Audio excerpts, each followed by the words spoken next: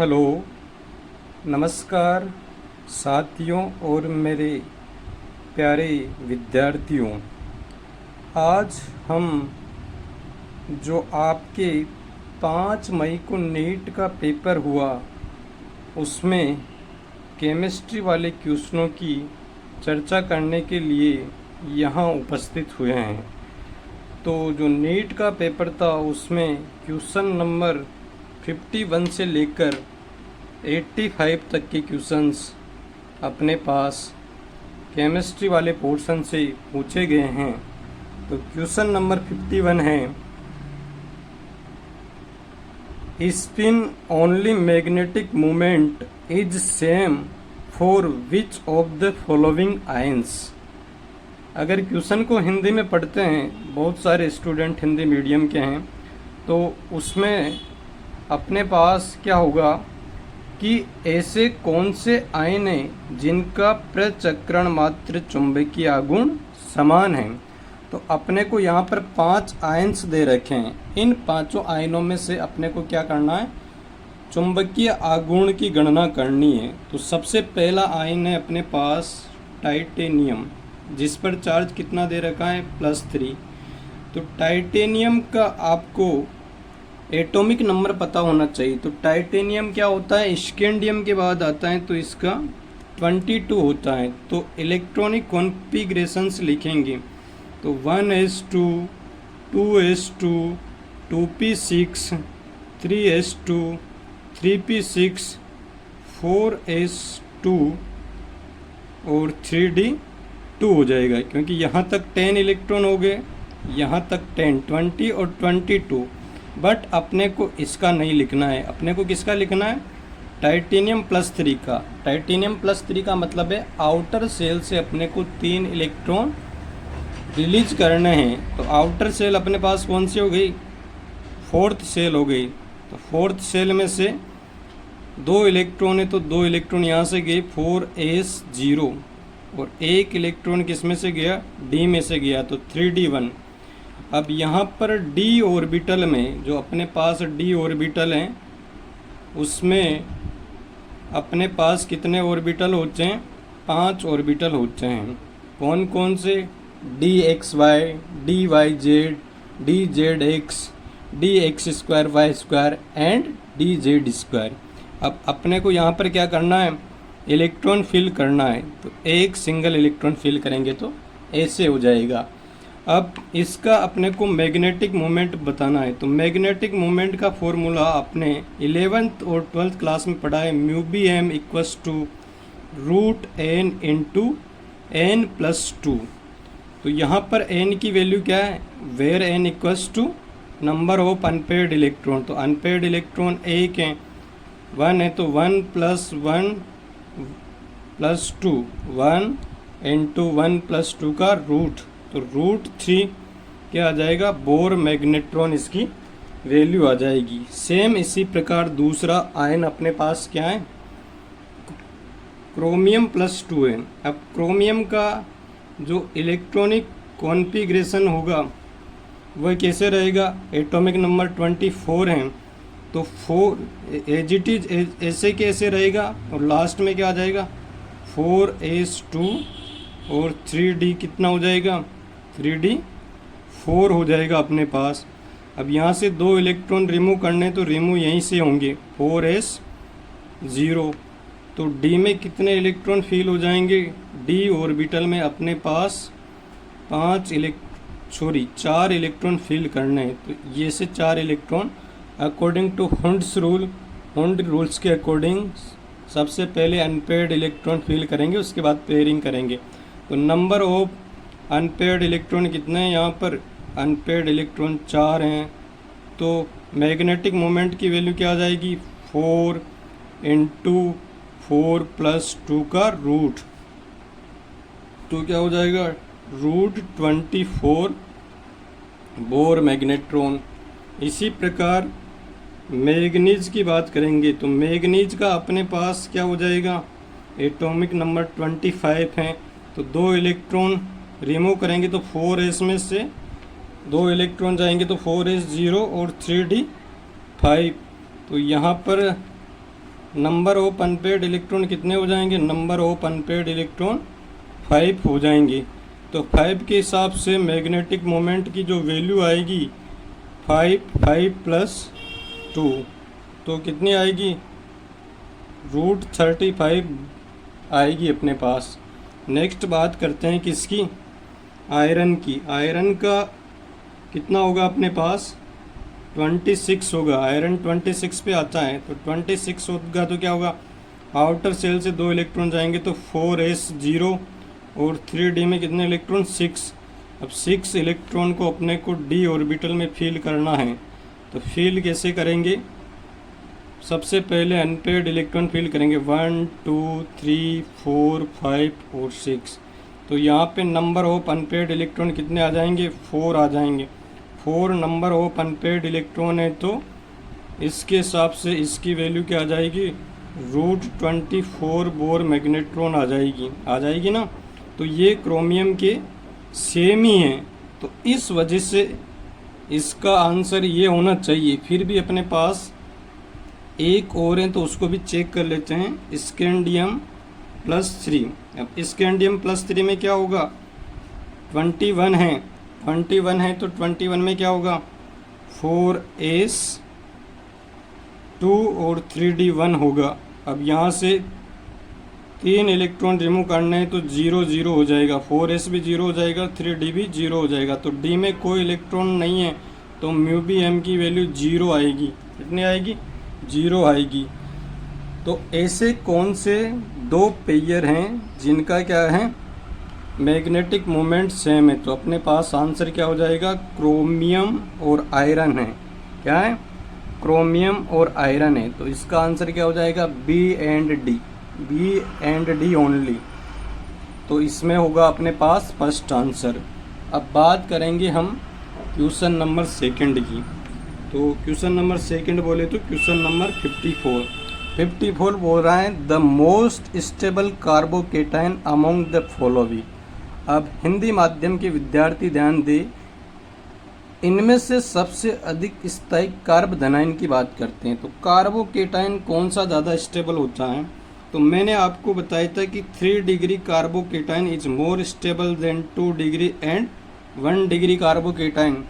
तो इन सब केस में बात करें, पहले केस में जो कार्बोकेटाइन है वो अपने पास कौन सा है, 2 डिग्री कार्बोकेटाइन है, क्योंकि ये कार्बन एटम डायरेक्टली 2 कार्बन से अटैच हैं। जिस कार्बन पर पॉजिटिव चार्ज है वो वाला कार्बन डायरेक्टली 2 कार्बन से अटैच है, इस वजह से 2 डिग्री है। सेकेंड वाला जो कार्बोकेटाइन है वह भी 2 डिग्री है, डायरेक्ट 2 कार्बन से अटैच है। थर्ड वाला 1 डिग्री कार्बोकेटाइन है जो कि डायरेक्ट 1 कार्बन से अटैच है। जबकि फोर्थ केस की बात करें तो फोर्थ केस में जो ये कार्बन एटम है जिस पर पॉजिटिव चार्ज लग रहा है, ये एक बार CH3 से अटैच हैं और इधर CH2 और इधर CH2 इधर से अटैच हैं। तो ये 3 डिग्री कार्बोकेटाइन है।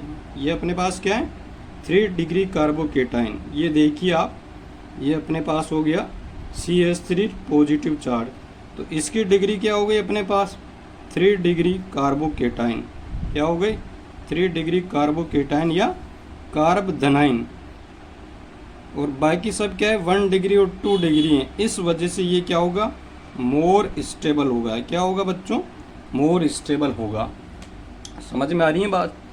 अब नेक्स्ट हम बात करेंगे क्वेश्चन नंबर 53 की। तो क्वेश्चन नंबर 53 ये बोल रहा है, क्वेश्चन नंबर 53 क्या बोल रहा है, क्वेश्चन नंबर 53 इधर नीचे देखिए।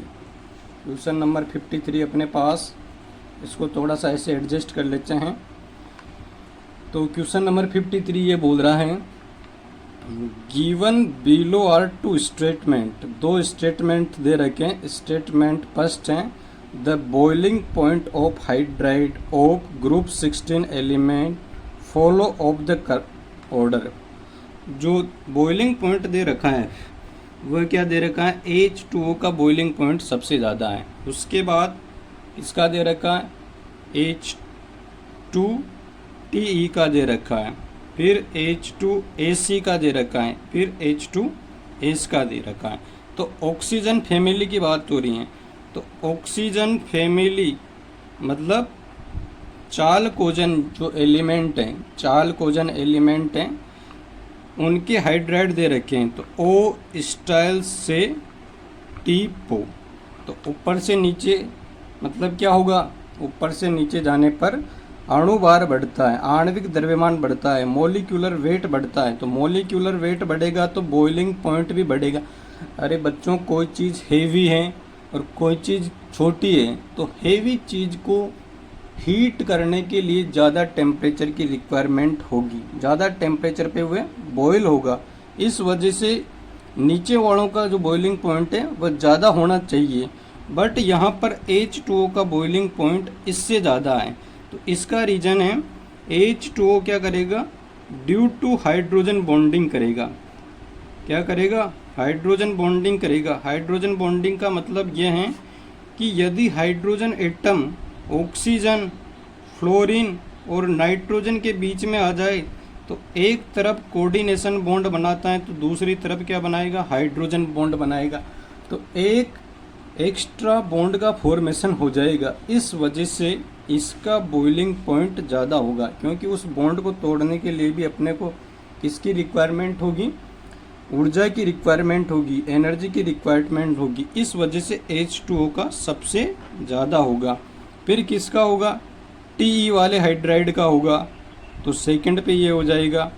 और उसके बाद थर्ड पे किसका होगा, सेलेनियम वाले का होगा, तो ये हो जाएगा।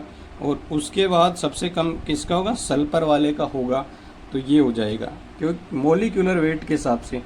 और रीजन क्या है इसका रीजन सेकंड स्टेटमेंट दे रखा है कि आणविक द्रव्यमान के आधार पर H2O का अनुमानित क्वथनांक समूह अन्य समूहों से कम होता है, परंतु H2O में विस्तृत हाइड्रोजन आबंध की उपस्थिति के कारण इसका उच्चतर होता है।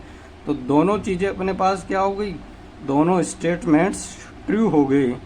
तो कथन 1 और कथन 2 दोनों सत्य हैं। Both statements 1 and statements second are true. समझ में आ गई बात। अब नेक्स्ट है क्वेश्चन नंबर 54। तो 54 क्वेश्चन किया डिस्कस करते हैं। 54 क्वेश्चन में क्या दे रखा है, 54 क्वेश्चन में जो अपने पास दे रखा है कि जो अपने पास यौगिक दे रखे हैं उनकी ज्योमेट्री के बारे में पूछा है। तो कॉलम मैचिंग का क्वेश्चन है। कौन सा क्वेश्चन है, कॉलम मैचिंग का। तो सबसे पहले इधर ध्यान दो, अपने पास NH3 की ज्योमेट्री कैसी होगी। तो NH3 की ज्योमेट्री की बात करते हैं।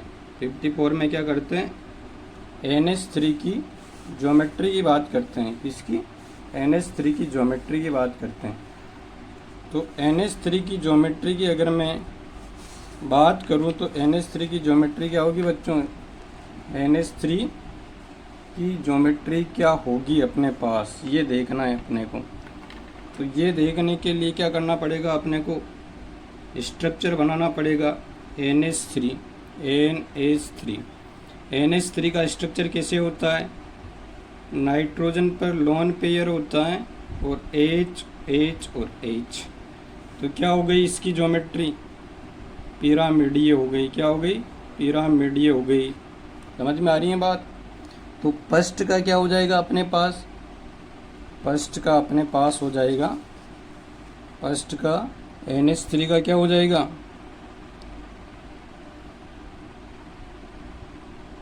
त्रिकोणीय पिरामिडीय। फर्स्ट का फर्स्ट हो जाएगा, फर्स्ट क्या हो जाएगा, NH3 ट्रायंगल पिरामिडीय। BRF5 की बात करते हैं। किसकी बात करते हैं, BRF5 की। तो BRF5 में क्या हो जाएगा, BRF5 की बात करूँगा तो ब्रोमीन यहाँ पर क्या है, हेलोजन एटम है। तो हेलोजन एटम की वैलेंसी कितनी होती है, 7 होती है। तो 7 होती है तो अपने पास क्या है, 5 तो फ्लोरीन हैं, ये 5 फ्लोरीन। तो 4 तो चारों कोनों पर अरेंज होंगे। तो एक फ्लोरीन या तो ऊपर होगा या नीचे होगा। तो एक फ्लोरीन मैंने नीचे शो कर दिया। तो ऊपर अपने पास वैलेंसी में ये एक लोन पेयर बचा। क्या बचा, एक लोन पेयर बचा। तो इस हिसाब से इसकी शेप क्या हो जाएगी, इसकी शेप हो जाएगी अपने पास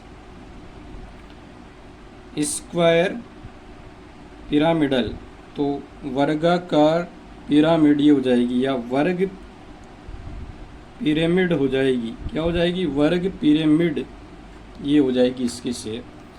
थर्ड है अपने पास HCF4। HCF4 की शेप की बात करूंगा तो HCF4 जीनोन अपने पास इनर्ट वाला है, 18वें ग्रुप का है, तो वैलेंसी अपने पास कितनी होती है? 8 होती है। तो 4 जो फ्लोरीन है वह चारों कोनों पर व्यवस्थित होंगी। अब 4 वैलेंसी कंप्लीट करनी है तो एक लोन पेयर ऊपर होगा और एक नीचे होगा, तो इसकी क्या हो जाएगी? वर्ग समतलीय हो जाएगी। क्या हो जाएगी? वर्ग समतलीय हो जाएगी। और लास्ट है SF6। SF6 में क्या होगा? SF6 में अपने पास क्या हो जाएगा?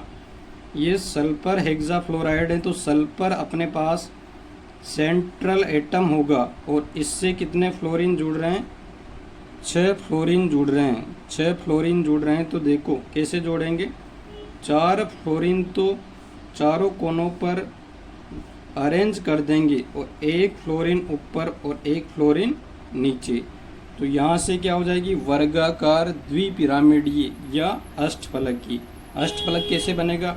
एक फलक यहाँ से, दूसरा फलक यहाँ से, तीसरा फलक नीचे वाले फ्लोरीन से, चौथा वाला फलक यहाँ वाले फ्लोरीन से, तो 4 फलक ऊपर वैसे 4 फलक नीचे, तो ये क्या हो जाएगा अपने पास? ये अष्टफलकीय हो जाएगी। क्या हो जाएगी? अष्टफलकीय या ऑक्टाहेड्रल हो जाएगी। तो ये इसकी क्या हो जाएगी? अपने पास ज्योमेट्री हो जाएगी। तो सॉल्यूशन देखिए आप, सॉल्यूशन से आपको ये होगा NH3 क्या हो जाएगा? ट्राइगोनल पिरामिडल हो जाएगा। BrF5 क्या हो जाएगा? BrF5 हो जाएगा स्क्वायर पिरामिडल हो जाएगा। और HCF4 क्या हो जाएगा? HCF4 स्क्वायर प्लेनर हो जाएगा। SF6 क्या हो जाएगा? ऑक्टाहेड्रल हो जाएगा। तो इसके हिसाब से अपना जो आंसर है वो क्या आएगा? फर्स्ट आंसर आएगा। इसमें कौन सा आंसर आएगा? फर्स्ट आंसर आ जाएगा इसका। कौन सा आ जाएगा? फर्स्ट। तो फर्स्ट इसका क्या होगा? आंसर होगा। First is the correct answer. अब नेक्स्ट बात करते हैं। नेक्स्ट बात है अपने पास किसकी? नेक्स्ट क्वेश्चन की।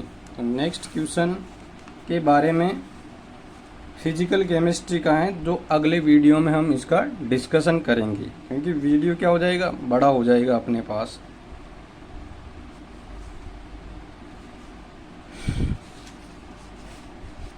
तो नेक्स्ट क्वेश्चन अपने पास क्या हो जाएगा?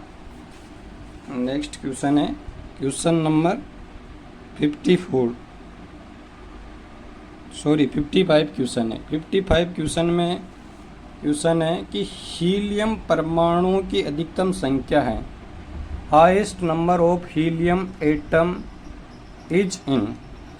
तो देखो, एक दे रखा है हीलियम के 4 मोल में, दूसरा दे रखा है हीलियम के 4U में, और तीसरा ऑप्शन है हीलियम के 4 ग्राम में, चौथा ऑप्शन है STP पर हीलियम के 2.271098 लीटर में। तो बेटा जी क्या होता है, एक मोल में जो परमाणुओं की संख्या होती है वो Na के इक्वल होती है, अवोगाद्रो संख्या के इक्वल होती है। अवोगाद्रो संख्या के इक्वल होगी तो परमाणु की संख्या कितनी होगी? 6.02 × 10⁻23, यही अवोगाद्रो संख्या है। तो 4 मोल में कितनी होगी? 4 × Na, तो कितनी हो जाएगी अपने पास? 4 × 6 0 × 10⁻23 एटम्स हो जाएगा। तो इसका आंसर फर्स्ट ही होगा। बाकी सब में 1 मोल से कम वैल्यू होगी, क्योंकि मोल निकालेंगे, मोल डिफाइन करेंगे तो क्या ग्रामों में बार बटे अणु बार के हिसाब से कम ही वैल्यू आएगी। तो इसका आंसर क्या होगा? फर्स्ट आंसर होगा। क्वेश्चन नंबर 56 के बारे में डिस्कस करते हैं। तो 56 क्या बोलता है? सही अभिक्रमकों को पहचाने जो निम्न रूपांतरण करते हैं। तो ऑर्गेनिक केमिस्ट्री का क्वेश्चन है। कौन सा क्वेश्चन है? ऑर्गेनिक केमिस्ट्री का क्वेश्चन है। तो अपने पास देखो क्वेश्चन को देखो ध्यान से, CH2 double bond CH2 alkene दे रखी है। अब एल्किन किस में कन्वर्ट हो रही है, एल्किन एल्डिहाइड में कन्वर्ट हो रही है। तो एल्डिहाइड में कैसे कन्वर्ट होगी, एल्किन को अगर मैं एल्कोहल में ले जाना चाहूँ, एल्कोहल में कैसे ले जाता हूँ, एल्किन को एल्कोहल में कैसे ले जाते हैं,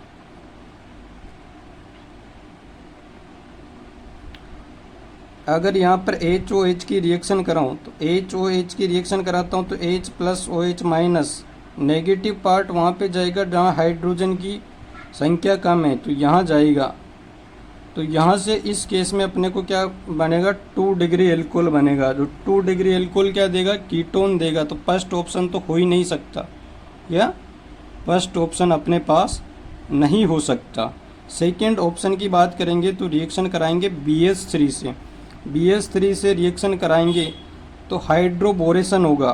क्या होगा, हाइड्रोबोरेशन। BH3 means hydroboration. तो 3 बार रिएक्शन होगी तो क्या होगा अपने पास, ये किसमें BH3 से रिएक्शन कराएंगे तो ट्राई एल्किन बोरेन बनेगा, ट्राई एथिल बोरेन। तो जो भी एल्किल समूह है उसके हिसाब से अपने पास ये बनेगा इसकी रिएक्शन में CH2 CH CH2 B।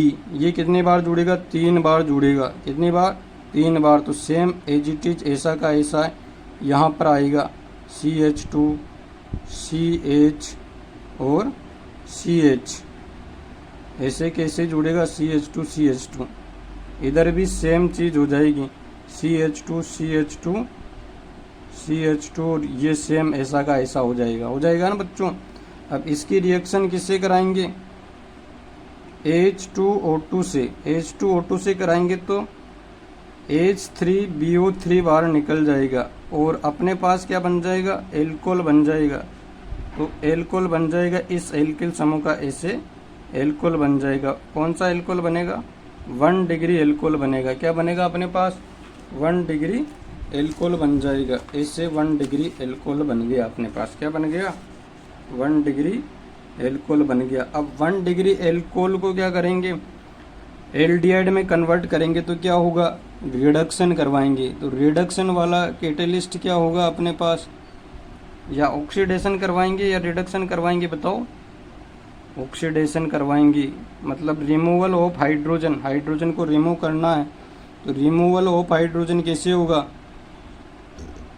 PCC, pyridine chlorochromate से क्या ऑक्सीडेशन होगा, ऑक्सीडेशन होगा। तो यहाँ से O और यहाँ से H, 2 H बाहर निकल जाएंगे तो H2O क्या हो जाएगा, रिमूव हो जाएगा। तो अपने पास क्या बन जाएगा, ये प्रोडक्ट बन जाएगा। तो इसका आंसर अपने को क्या देखने को मिलेगा, इसका आंसर अपने को देखने को मिलेगा BH3 से हाइड्रोबोरेशन कराएंगे, फिर उसका क्या कराएंगे, H2O2 से हाइड्रोजन पेरोक्साइड से रिएक्शन कराएंगे। तो पेरोक्साइड से रिएक्शन कराएंगे तो क्या बन जाएगा, एल्कोहल बन जाएगा। फिर एल्कोहल का ऑक्सीडेशन कराएंगे PCC, pyridine क्लोरोक्रोमेट की प्रेजेंस में। तो अपने पास क्या आ जाएगा, pyridine क्लोरोक्रोमेट की एल्डिहाइड अपने पास बन जाएगा।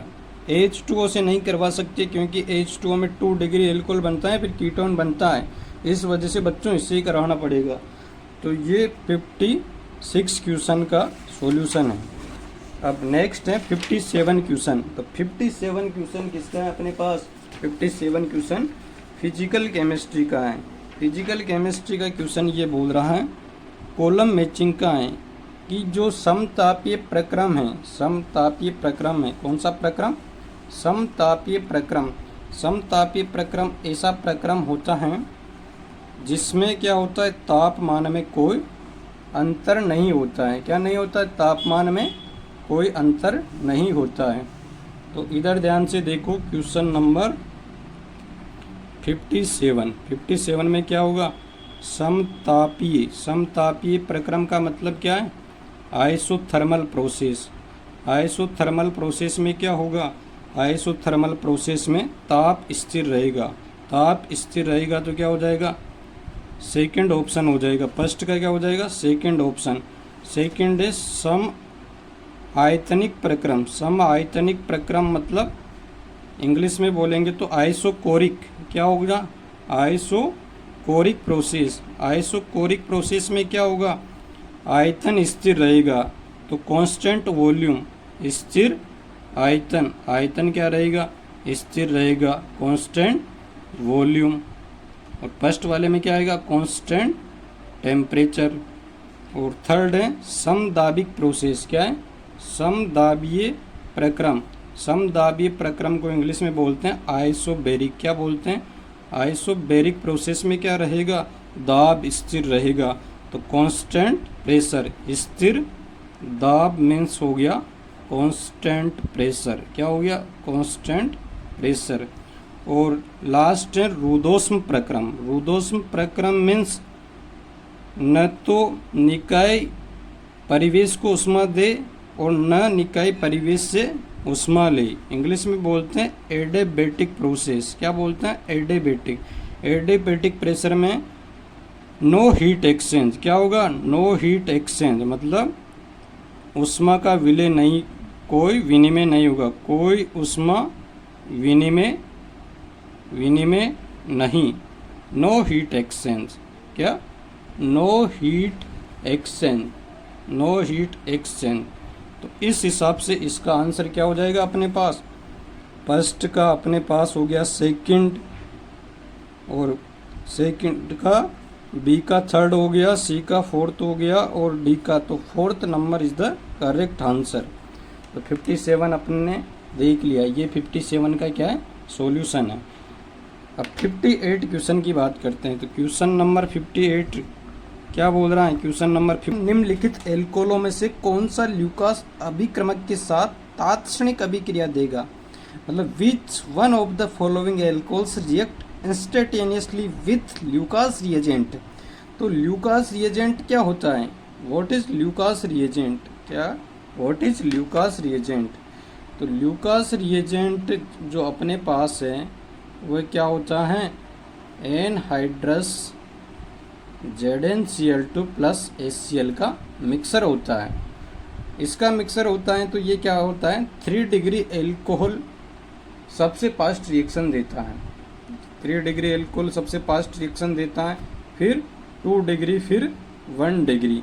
3 डिग्री में जो अपने पास एल्किल हैलाइड बनेगा, एल्कोहल की रिएक्शन कराएंगे तो 3 डिग्री एल्कोहल में जो एल्किल हैलाइड बनेगा उसमें एल्किल हैलाइड जो है वो उसका जो वाइट पीपीटी है वह इमीडिएटली आएगा, इमीडिएटली मीन्स तुरंत आएगा, और 2 डिग्री एल्कोहल का 5 मिनट बाद आएगा, कितने बाद, 5 मिनट बाद, और इसका 30 मिनट मतलब आधे घंटे बाद गर्म करने पर इसका ये आएगा अपने पास पीपीटी आएगा। तो यहाँ पर सबसे ज़्यादा रिएक्टिव कौन होगा, सबसे ज़्यादा रिएक्टिव होगा CH3 3 डिग्री एल्कोहल होगा, ये वाला। तो क्वेश्चन नंबर 58 का जो आंसर है वह फोर्थ होगा, क्या होगा, फोर्थ होगा।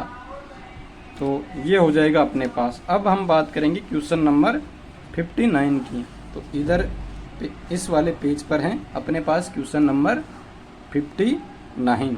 अब 59 क्वेश्चन ये बोल रहा है कि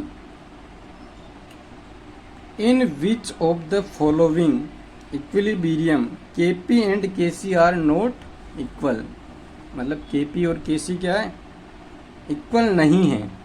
तो इक्वल नहीं है तो आइसोमेरिज्म का क्वेश्चन है, किसका क्वेश्चन है अपने पास, आइसोमेरिज्म का। तो थोड़ा क्या है, मैं पेज को ऐसे एडजस्ट कर लेता हूँ क्योंकि आपको क्या रहे, इजी रहे समझने में।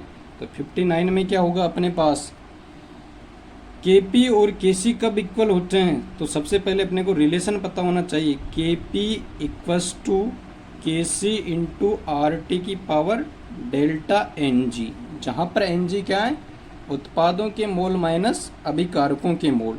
तो फर्स्ट वाली रिएक्शन की बात करता हूँ, फर्स्ट वाली reaction PCl gas convert into PCl3 plus Cl2।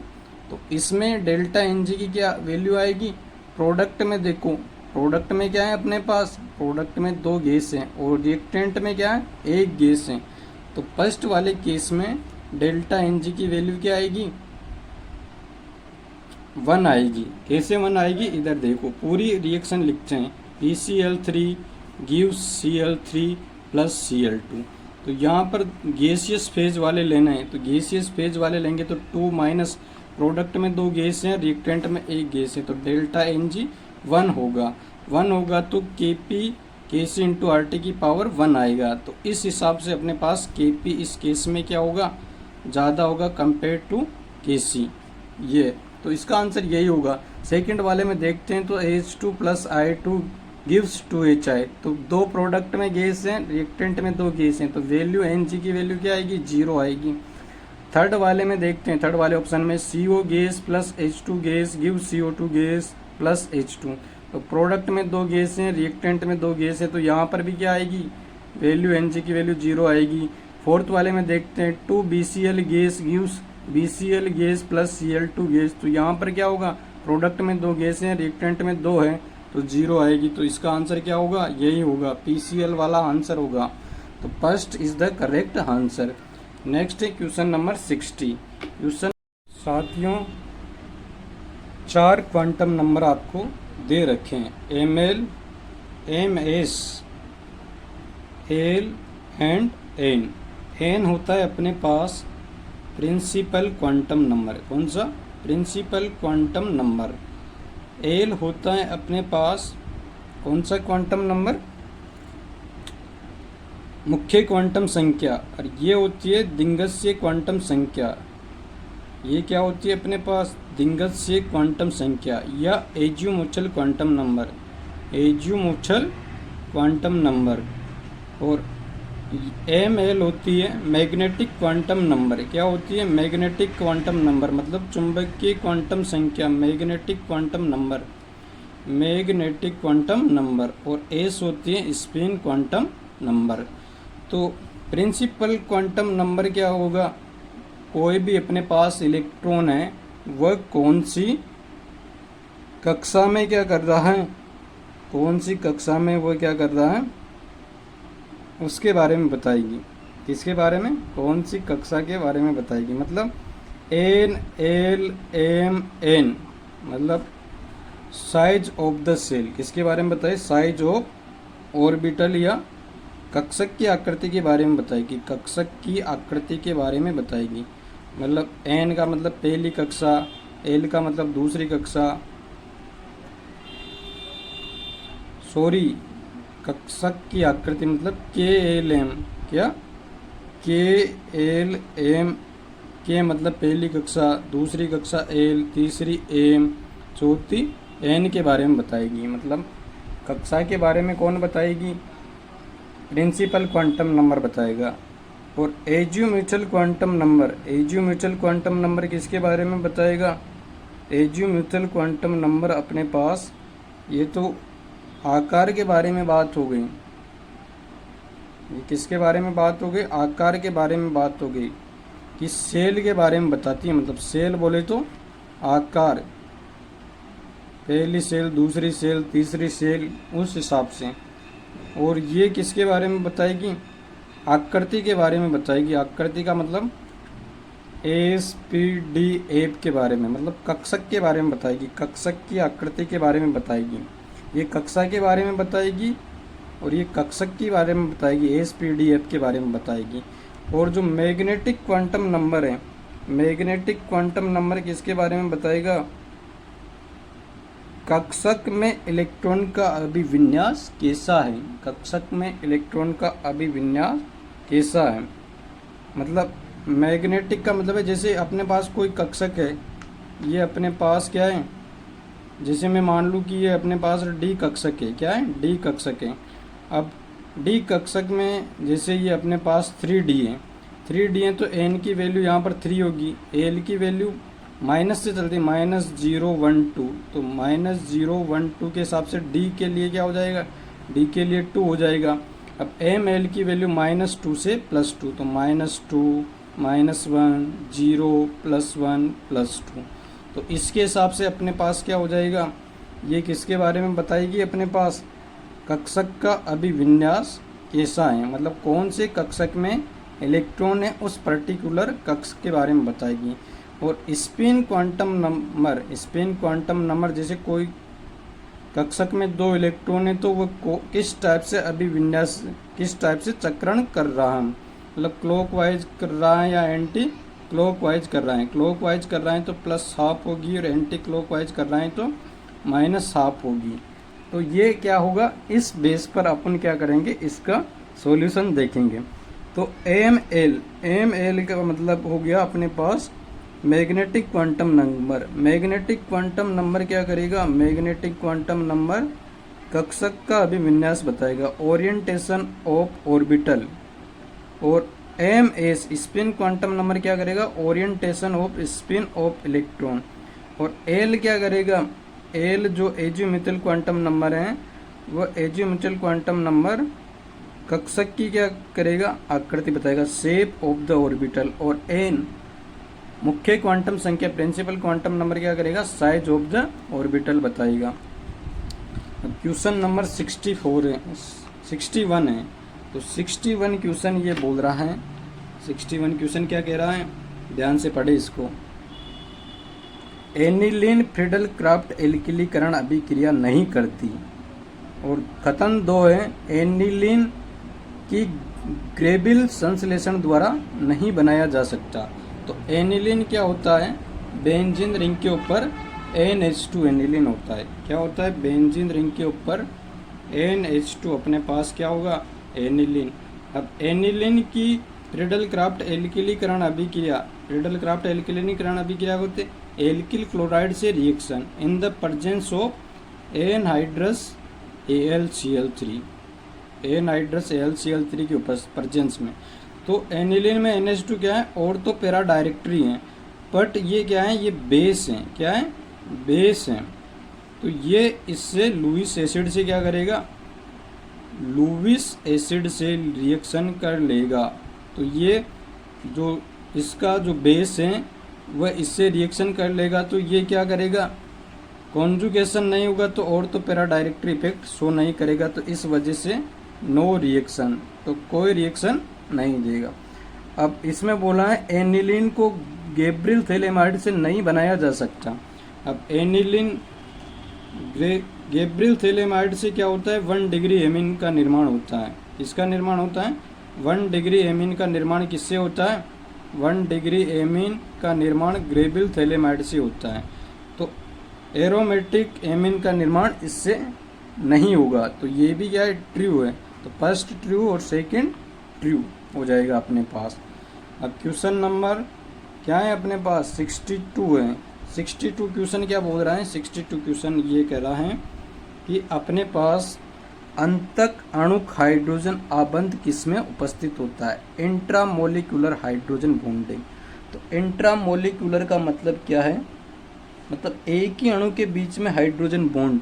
तो इधर देखो, अगर मैं इसका स्ट्रक्चर बनाऊं, इसका स्ट्रक्चर को यहाँ पे बना लेते हैं। तो यहाँ पर इसका स्ट्रक्चर बनाना चाहें तो क्या होगा, ऑर्थो नाइट्रोफिनोल का स्ट्रक्चर मैं यहाँ पर बनाना चाहूँगा। तो N डबल बॉन्ड O, ये NO2 का ऐसे हो जाएगा और OH का ऐसे हो जाएगा। अब हाइड्रोजन एटम दो ऐसे परमाणुओं के बीच में आ रहा है जिसकी विद्युत ऋणता हाइड्रोजन से ज्यादा है। तो एक के साथ अगर वो कोऑर्डिनेशन बॉन्ड बना रहा है तो दूसरी तरफ किसका फॉर्मेशन करेगा, हाइड्रोजन बॉन्ड का फॉर्मेशन करेगा।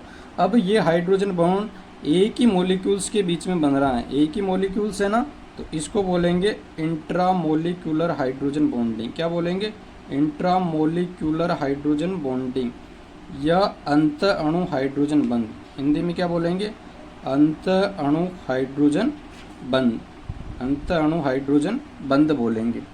तो ये इसमें शो होगा, सेकंड वाले में शो नहीं हो सकता क्योंकि सेकंड वाले में पैरा पोजीशन पर है तो बॉन्ड इतना ये नहीं बना सकता, स्ट्रॉन्ग नहीं होगा। और मेटा वाले में भी क्या होगा, इतना डिस्टेंस ज़्यादा है तो नहीं बना सकता। और इस वाले केस में तो दो मॉलिक्यूल्स के बीच में बनेगा। नेक्स्ट है क्वेश्चन नंबर 63। 63 क्वेश्चन ये बोल रहा है, क्या बोल रहा है क्वेश्चन नंबर 63,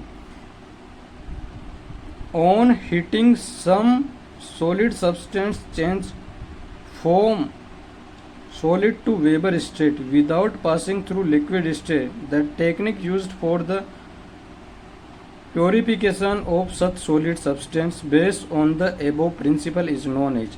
अगर किसी चीज को मैं गर्म करता हूँ, ठोस पदार्थ को, वह बिना द्रव में जाए सीधे वाष्प में परिवर्तित हो जाता है। तो इस प्रोसेस को क्या बोलते हैं, मतलब ऐसे सिद्धांत के आधार पर कैसे ठोस पदार्थों को शोधन के लिए कौन सी तकनीक यूज में की जाती है। तो सॉलिड से डायरेक्ट कन्वर्ट हो किसमें, गैस में, तो इस प्रोसेस को तो बोलते हैं क्या, सब्लिमेशन।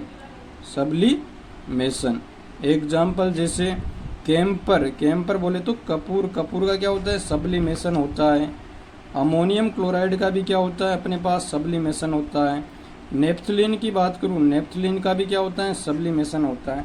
अगर कपूर को मैं क्या करूँ, गर्म करूँ, तो वह ठोस से सीधे किस में कन्वर्ट होगी, वाष्प में कन्वर्ट होगी। किस में नहीं जाएगी, द्रव अवस्था में नहीं जाएगी। द्रव अवस्था में नहीं जाएगी तो इसके लिए कौन सा मेथड यूज में लेंगे, ऊर्ध्वपातन मेथड यूज में लेंगे या सब्लिमेशन मेथड यूज में लेंगे। तो इस क्लास में हम यहाँ तक के क्वेश्चनों की ही चर्चा करेंगे। अब नेक्स्ट क्लास में देखेंगे अगले क्वेश्चनों के बारे में। तो आज के लिए बस इतना ही। अब नेक्स्ट क्लास में और जो क्वेश्चंस बचे हैं उनका सॉल्यूशन देखेंगे। तो चैनल को लाइक करें, सब्सक्राइब करें, बेल आइकन को प्रेस करें और ज़्यादा से ज़्यादा वीडियो को शेयर करें। Thank you.